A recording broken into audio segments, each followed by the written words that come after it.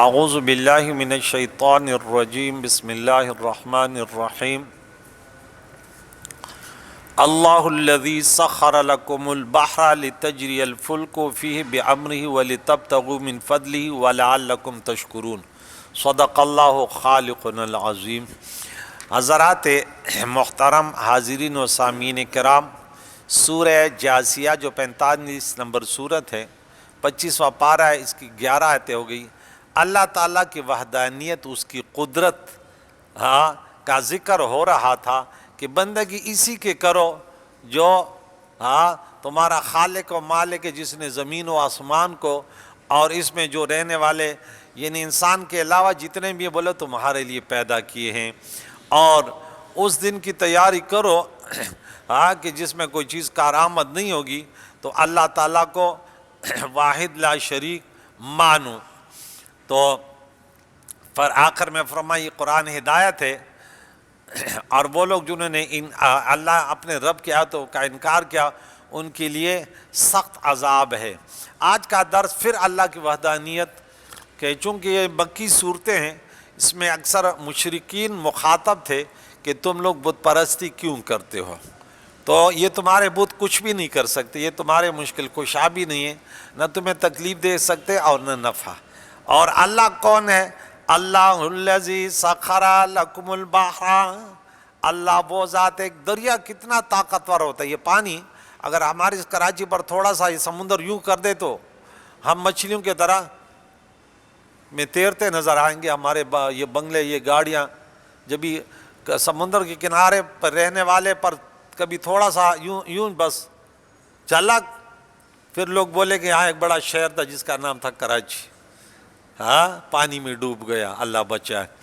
تو فرمایا یہ دریا کو بھی اللہ فرماتے ہیں میں نے مسخر کیا تمہارے لیے، یہ تمہاری کشتیاں دیکھیں، لتجری الفلک فیہ بامرہ، اللہ کے حکم سے اس میں کشتیاں چلیں، ولتبتغوا من فضلہ، اس لیے کہ اس کا فضل، رزق حلال اس کشتی کے ذریعے تلاش کرو۔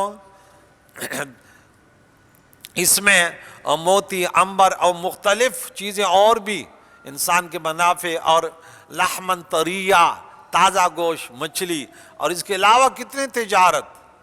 وہ ملک بڑی ترقی کر جاتا ہے جس کے پاس کیا ہو؟ سمندر ہو۔ سمندر نہ ہو کیا کاروبار کیسے کریں گے؟ تو رب فرماتا ہے وَلَعَلَّكُمْ تَشْكُرُونَ، تاکہ دیکھیں اللہ کی قدرت دیکھیں۔ وہ ہر ملک کے پاس ایک سمندر ہوتا ہے، بس اس کے ذریعے ان کی ہزاروں ٹن وزن جو ہے نا یہ سمندری جہازوں میں آتے ہیں، تاکہ تم شکر ادا کرو۔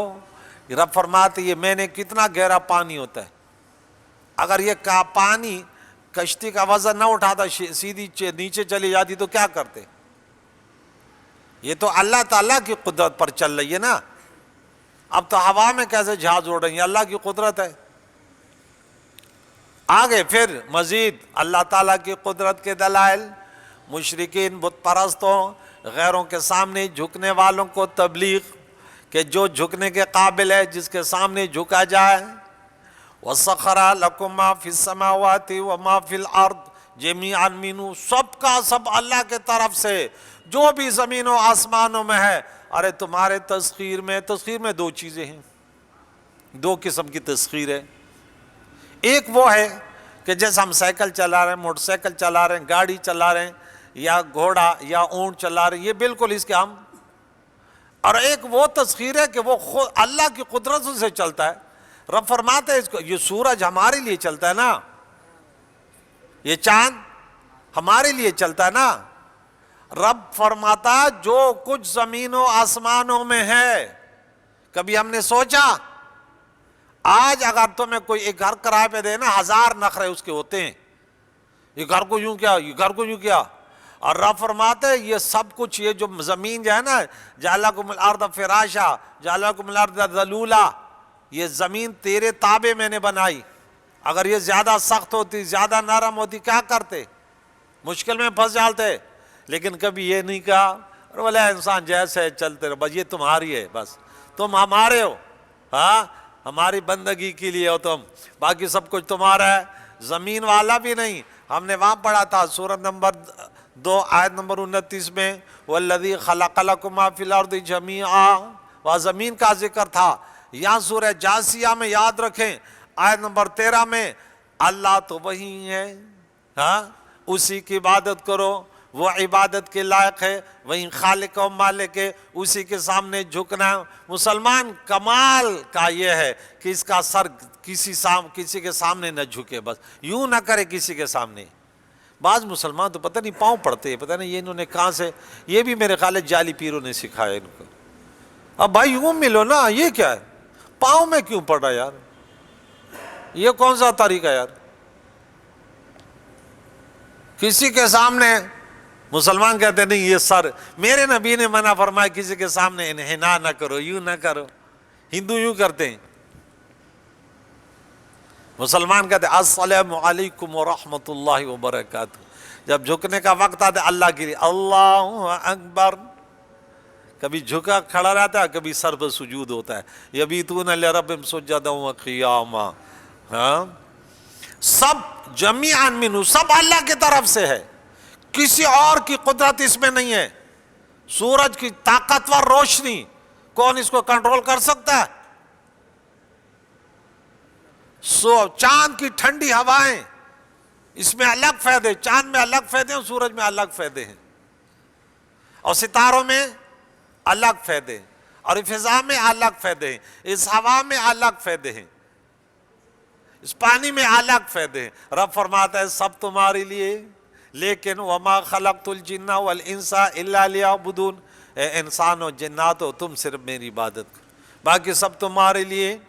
ان فی ذلک لآیات لقوم یتفکرون، بار بار دعوت دی جا رہی ہے کہ دیکھ ذرا سوچا ہے تو نے کبھی؟ انسان اسی پر سوچو نا، کہ دنیا والے تھوڑے آسان کر دیتے تو ستیہ ناز کر دیتے، اس لیے کہتے ہیں اللہ تعالیٰ مخلوق کی بندگی سے بچا، فاسق و فاجروں کے احسان سے بچا، یا اللہ بس تیری بندگی، تیرا محتاج ہوں بس۔ معلوم ہوا کہ دینی فکر رب کی اعلیٰ نعمت ہے، دنیاوی فکر جو رب سے غافل کرے عذاب ہے۔ ایک ساتھ کی فکر 1000 سال کے محض زبانی ذکر سے افضل ہے۔ وہاں لگے رہتے ہیں بھائی درس میں بیٹھو، بولتے نہیں ایک رکوع پڑھ لوں گا، اس غریب کو پتہ ہی نہیں ہے، اس کو پتہ نہیں ہے، وہ کھانا پوری کرتا ہے بس، اب اس کو کوئی پتہ نہیں میں کیا پڑھ رہا ہوں کیا نہیں پڑھ رہا۔ وہ کہتے یار گھر جاؤں گا، گھر والی کو بولو میں نے ایک رکوع تلاوت کی ہے جو، لیکن یہ پتہ نہیں کہ وہ دین کب سیکھوں گا۔ یہ جو مولانا سے بیٹھا ہوا ہمیں قرآن پاک سمجھا رہا ہے، یہ کب میں سوچوں گا؟ تمہیں سوچنے پر مجبور کر رہا ہے کہ تم نے کبھی سوچا کہ 1000 سال کی محض زبانی ذکر آپ لگے ہوئے پڑھتے رہو، تمہیں پتہ نہیں ہے۔ ایک تو یہ ہے کہ بھائی کوئی پڑھنے والا نہیں ہے، ہم تو کہتے دیکھنا بھی عبادت ہے، ہاں، لیکن اگر کوئی آپ کو قرآن پاک کی تفسیر بتا رہا ہے، پھر آپ نہ نفلی نماز پڑھے، نہ ذکر کرے، نہ فکر کرے، پھر توجہ کہ ہمیں مولانا صاحب کیا بتا رہا ہے قرآن میں۔ خیال ہے کہ خالق میں فکر کفر ہے، مخلوق میں فکر ایمان۔ جب دیگر مخلوقات کے احوال سوچنا عبادت ہے تو عقائد و جہان کے پیارے اوصاف غورت عمل کرنا، قرآن کریم میں غور اور فکر تدبر کرنا بدرجہ اولا عبادت ہے۔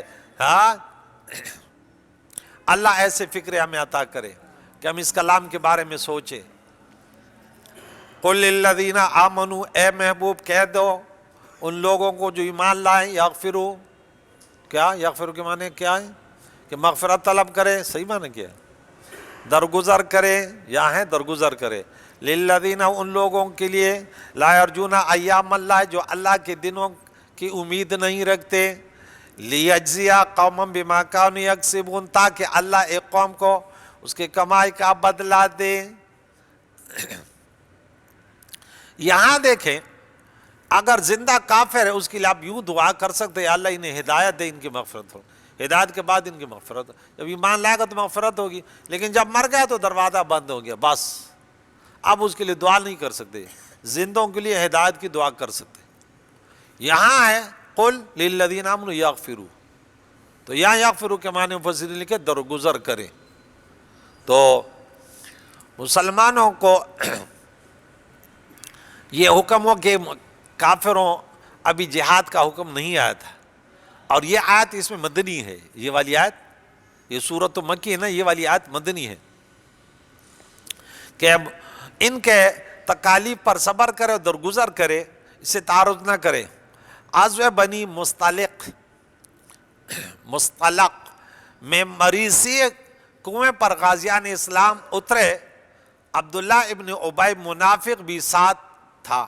اس نے اپنے غلام کو کنویں پر پانی لانے کے لیے بھیجا، وہ دیر سے پانی لایا تو اس نے دیر کی وجہ پوچھی، دیر کیوں کر دی؟ یہ تو اپنے آپ کو وڈیرا کہتا تھا، کون؟ بھائی بن خلف، منافق، رئیس المنافقین۔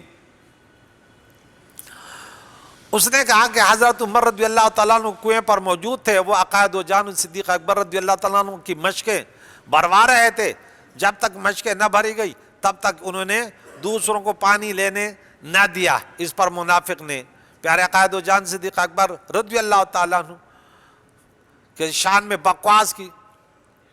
عمر فاروق رضی اللہ عنہ کو پتا چلا، بولے یا رسول اللہ اجازت ہے اب اس کا تن سر سے جدا کرتا ہوں، تو یہ آیت نازل ہوئی کہ نہیں ابھی درگزر کرے، اب حکم نہیں ہے۔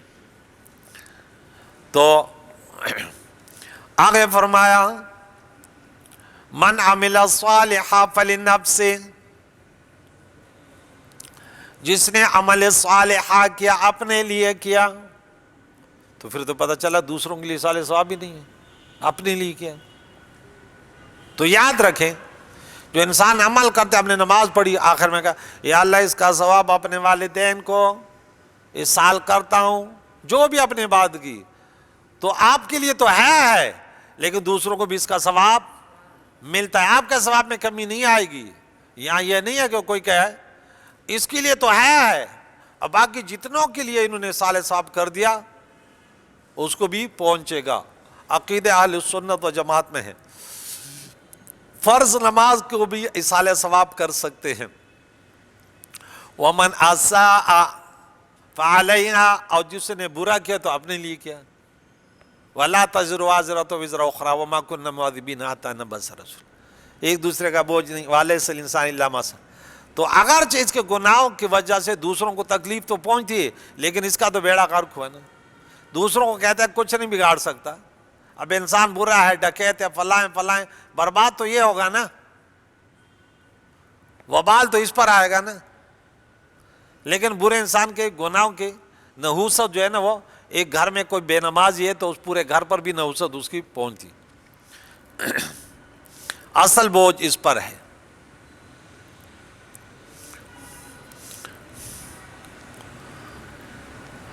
ثم الی ربکم، پھر تم اپنے رب کے حضور ترجعون، تم پھیرے جاؤ گے، جمع کیے جاؤ گے، پھر حضور اللہ کے حضور جمع کیے جاؤ گے، تمہیں لوٹائے جاؤ گے وہاں پہ، پھر تمہیں حساب کتاب دینا پڑے گا۔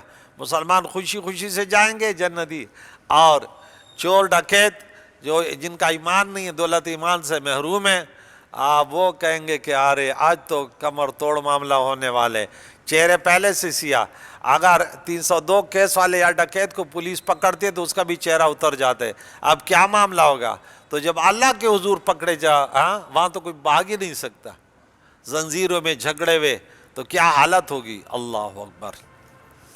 وَلَقَدْ آتَيْنَا بَنِي إِسْرَائِيلَ الْكِتَابَ، بے شک ہم نے بنی اسرائیل کو کتاب دی، جن سے کتاب، والحکمہ اور حکومت، والنبوۃ اور نبوت، وَرَزَقْنَاهُم مِّنَ الطَّيِّبَاتِ، اور ہم نے انہیں پاکیزہ رزق دیا، من و سلوہ، تی کے میدان میں۔ کتابیں توریت، زبور، انجیل بنی اسرائیل میں آئی نا، کتنے انبیاء، سلطنت پوری دنیا پر، اور وَفَضَّلْنَاهُمْ عَلَى الْعَالَمِينَ، اس زمانے کے تمام مخلوق پر سب سے بڑی فضیلت والی یہ قوم تھی۔ یہ اللہ کو واحد لا شریک مان رہے تھے، دوسروں کے سامنے جھکنے والے نہ تھے، اس لیے اس کے سامنے فرعون کو جھکا دیا، اس لیے اس کے سامنے بڑے بڑوں کو جھکا دیا۔ جب انسان کسی کے سامنے نہیں جھکتا تو غیر، جب یہ جھک جاتا ہے تو پھر تو لازم بات ہے۔ مسلمان کی شان یہ کہ جھکے نہیں، کہ نہیں بندگی اللہ کی، رسول اللہ کی غلامی، بس۔ لیکن جب دنیا پرستی میں، پھر قواریت میں اور شراب و کبابوں میں لگ گئے تو پھر رب نے کیا فرمایا، وَبَاءُوا بِغَضَبٍ عَلَىٰ غَضَبٍ، پھر کوئی بندر بن رہا ہے، کوئی خنزیر بن رہے ہے، اللہ کے عذاب میں نیچے تلے، پھر بخت نصر بھی مسلط ہو رہا ہے، پھر جالوت بھی مسلط، پھر صفحہ ہستی سے مٹ گئے۔ ہاں ہم نے 2 جگہ قرآن میں پڑھا، سورہ انفال میں آیت نمبر 53 میں پڑھا، ذَلِكَ بِأَنَّ اللَّهَ لَمْ يَكُن مُغَيِّرًا نِعْمَةً أَنْعَمَهَا عَلَىٰ قَوْمٍ حَتَّىٰ يُغَيِّرُوا مَا بِأَنفُسِهِمْ، اور پھر وہاں سورہ رعد میں آیت نمبر 11 میں پڑھا، سورہ نمبر 13 میں پڑھا، ان اللہ لا یغیر ما بقوم حتی یغیروا ما بانفسہم۔ اللہ جب نعمتیں دیتا وہ چھینتا تھوڑی ہے، اللہ کو کیا ضرورت ہے؟ ہاں یہ ناشکری کرے تو وَلَئِن كَفَرْتُ مِنْ عَذَابِي لَشَدِيدٌ، پھر نعمتیں بھی چھینا جاتی اور ذلت بھی اللہ اٹھانی پڑتی ہے۔ تو پھر انہوں نے ذلت کے بھی دن دیکھے، جب کمزور تھے، اللہ کے ذات پر بھروسہ تھا، موسیٰ علیہ السلام کی تعلیمات پر عمل تھے، تو کتنے عروج پہ چلے گئے، اور جب دنیا پر پھیل گئے، دنیا پرستی میں لگ گئے اور اس میں لگ گئے تو کہاں چلے گئے پھر؟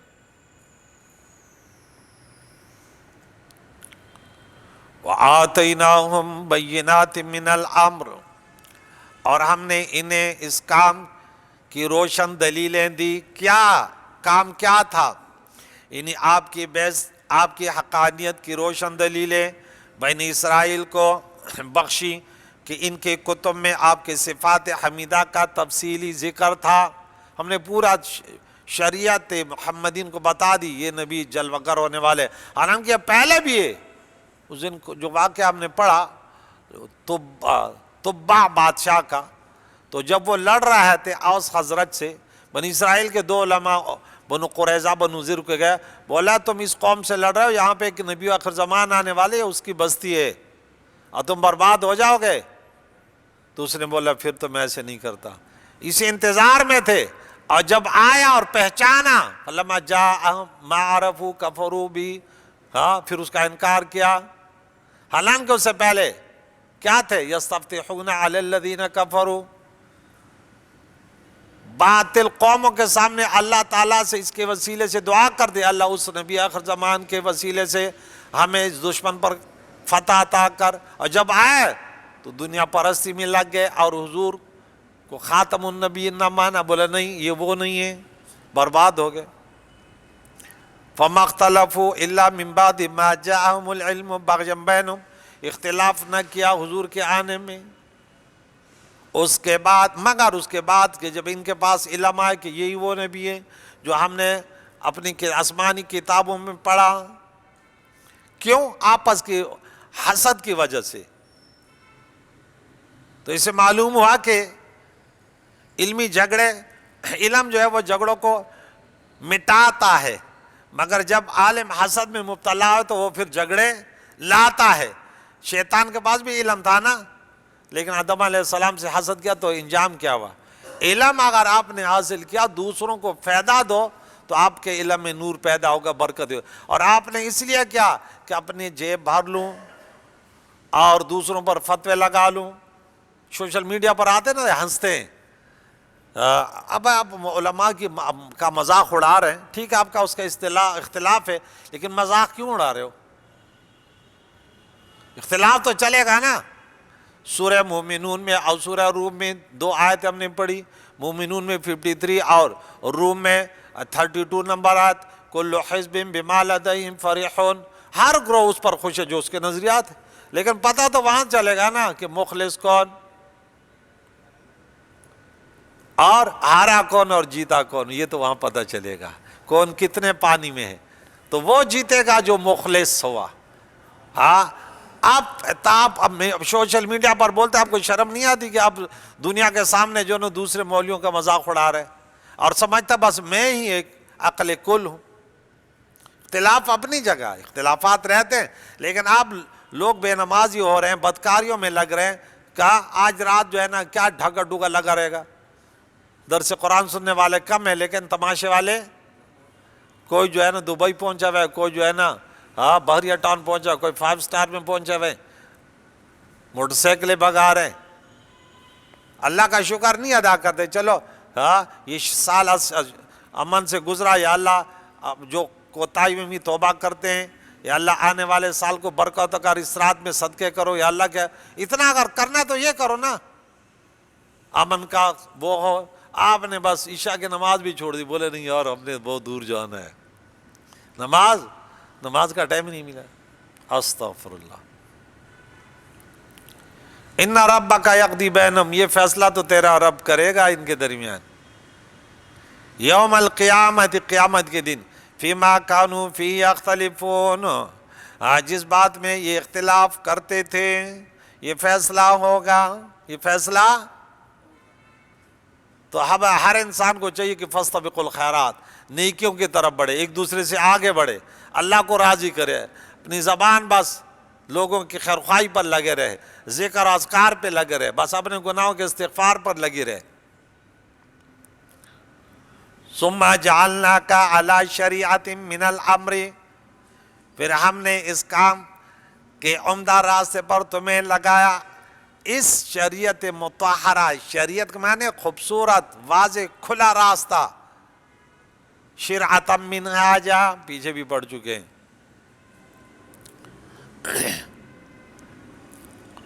فاتبعھا، اس پر اس راستے پر چلیں، رسول اللہ کی شریعت روز روشن کی طرح، اس میں کوئی اونچ نیچ نہیں ہے، یہ شاہراہ، یہ ایسے موٹروے چلو گے سیدھا پشاور پہنچ جاؤ گے، لیکن آپ کے پاس ایمان کی گاڑی مضبوط ہو، نمازیں قضا نہ ہو، روزے قضا نہ ہو، زکوٰۃ اگر فرض ہے تو وقت پر ادا ہو، والدین اگر اللہ نے ابھی زندہ ہیں تو ان کی خدمت ہو، خاندان سے اچھا سلوک ہو، پڑوسیوں کی خدمت ہو، بڑوں کا ادب ہو، چھوٹوں پر شفقت ہو، ایک ایسا آئیڈیل لوگوں کے لیے بنے گا، لوگ دیکھ کر تو کہہ کہ یہ ایک مسلمان ہے، واہ کیا بات ہے، کبھی آپ کی وجہ سے کسی کی اذیت نہ پہنچے، اذیت دینے والے خود اذیت میں مبتلا ہے۔ اور میں نے 279 آیت سورہ بقرہ میں بتائی تھی کہ تم سود نہ کھاؤ، تو وہاں فرمایا وَلَا تَظْلِمُونَ وَلَا تُظْلَمُونَ، تم ظلم نہ کرو، تم مظلوم نہیں بنو گے، تم پر ظلم نہیں کیا جائے گا، تو راہ راست پر چل۔ وَلَا تَتَّبِعْ أَهْوَاءَهُمْ، مخاطب رسول اللہ، تعلیم ہمیں ہے، مخاطب اب رسول اللہ کی تو شان ہی ایسے کہ وہ تو اللہ تعالیٰ نے ان کا انتخاب کیا، دنیا میں تمام کائنات کے انبیاء کے بھی سردار، تو ہمیں سمجھانا مقصود ہے۔ اَهْوَاءَ الَّذِينَ لَا يَعْلَمُونَ، ان لوگوں کے خواہشاتوں کو کی پیروی نہ کر جو نہیں جانتے، بت پرستی کر رہے ہیں، فرقواریت میں لگے ہوئے ہیں۔ دیکھیں ان لوگوں کا رد، جنہوں نے رسول اللہ علیہ السلام کی آمد کا انتظار تو کیا، آمد کے بعد ان کے سامنے سر تسلیم خم نہ ہوئے کہ لبیک، اب چونکہ وہ چیزیں تو مٹ گئی نا، انہیں بولا کہ ہماری دکانداریاں ختم ہو رہی ہیں، اور دنیا پرستی میں حسد، علم کے بعد تو کہتے ہیں کہ جو سو رہا ہوتا ہے نا وہ جاگ جاتا ہے، اس کو آواز دو وہ جاگ جاتے ہیں، لیکن جو جاگا ہوا اپنے آپ کو تو کہتے ہیں ادب ویخشی خوچی ادزان جو ویخزان ادکڑ ویدان نبو، کہتے ہیں جو جاگے ہوا اپنے آپ کو سلائے نا یہ نہیں اٹھتا، جب مولوی کو مرا ہوتا ہے نا پھر ان سے اللہ بچائے، پھر ان سے جیسے شیطان، پھر وہ دوسروں کو گمراہ کرتا ہے، اب شیطان دیکھے نا گمراہ ہوا تو پڑھا لکھا تھا نا، تو اب وہ دوسروں کو گمراہ، کھلاڑی تو تھا نا، مولوی کھلاڑی تو ہوتا ہے نا، پھر ادھر ادھر کبھی کہتے یہ نہیں ہے، کبھی یہ کہتے یہ نہیں ہے، کبھی کہتے یہ صحیح ہے، وہ لوگوں کو بھٹکا دیتا ہے، یہ جو تو یوں کر رہا ہے یہ وہ صحیح ہے، اور یہ جو یوں ہاتھ رکھتا ہے یہ غلط ہے، ارے نہیں تو نے کون سی بات۔ اللہ تعالیٰ عمل کرنے کی توفیق عطا فرمائے۔